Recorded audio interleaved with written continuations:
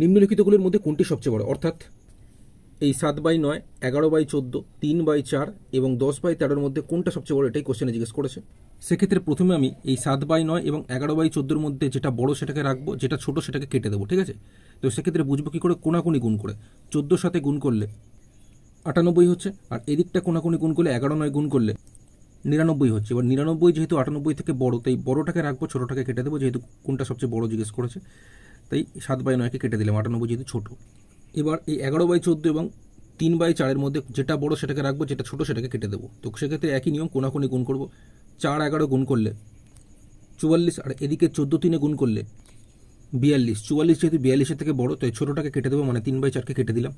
এবার 11/14 এবং 10/13 মধ্যে কে বড় দেখবো। সেক্ষেত্রে এখানে 14 10-এ কোনাকুনি গুণ করলে 140, আর এদিকে 13 11 গুণ করলে 143। তাহলে 10/13 কেটে দেবো, যেহেতু